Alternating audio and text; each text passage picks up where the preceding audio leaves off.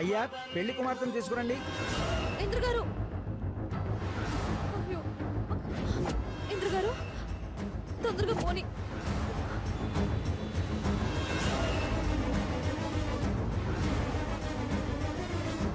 ఇంద్ర గారు కళ్ళు తెరవండి.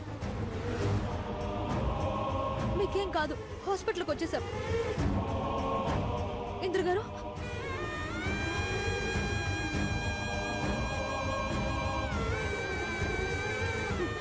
ఇంద్ర గారు బ్యాగ్ నా దగ్గరే ఉంది, మీరేం కంగారు పడకండి.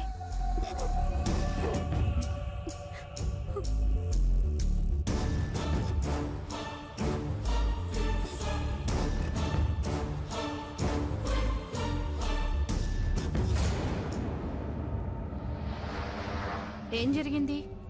రోడ్డు మీద యాక్సిడెంట్ జరిగింది. ప్రమాదమేం లేదు కదా డాక్టర్? ఏం లేదు, చిన్నగా ఏమే, కుట్లేస్తే సరిపోతుంది. మీరు బయటకెళ్ళి వెయిట్ చేయండి. బ్యాగ్, నా బ్యాగ్ ఇదిగోండి, నా దగ్గరే ఉంది మీ బ్యాగ్. మీరేం వరి అవ్వకండి. బ్యాగ్ బయట వెయిట్ చేయండి.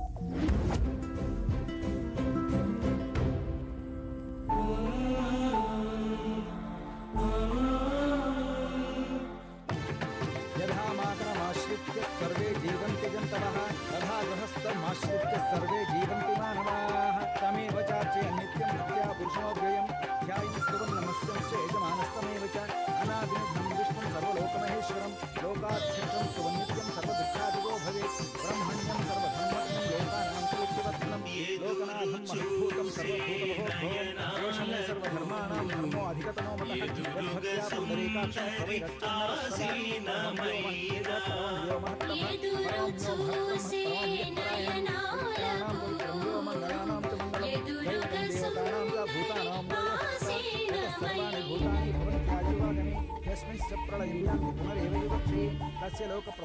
అక్కింక రాలేదా? లేదు, ఫోన్ చేశాను, వస్తానంది కావ్య. ఒకసారి కాల్ చేయండి అమ్మా. స్విచ్ ఆఫ్ అని వస్తుంది ఫోను. ఇప్పుడు ఒకసారి చెయ్యండి. సరే.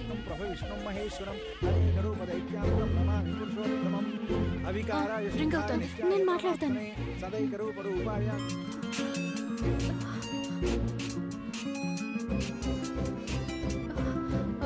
హలో కావ్య, అసలు ఎక్కడున్నావు నువ్వు? వచ్చేస్తాను కావ్య. ఏం లేదు కావ్య, ఫంక్షన్ హాల్కే బయలుదేరాను. దారిలో నా ఫ్రెండ్కి యాక్సిడెంట్ అయితే తనని హాస్పిటల్లో చేర్పించాను. లోపల తనకి ట్రీట్మెంట్ జరుగుతోంది. పాపం తోడుగా ఎవరూ లేరు. ఈ పరిస్థితుల్లో తనను ఒంటరిగా వదిలేసి ఎలా రాను? అయ్యో, ఎలా అక్క? నువ్వు పక్కన లేకుండా? ఏం పర్వాలేదు, అరగంటలో అక్కడ ఉంటాను. నువ్వేం టెన్షన్ పడకు, ప్రశాంతంగా ఉండు కావ్య, ప్లీజ్. సరే అక్క, తొందరగా వచ్చే. వచ్చేస్తుందంట. సరే సరే, నువ్వు పద పద.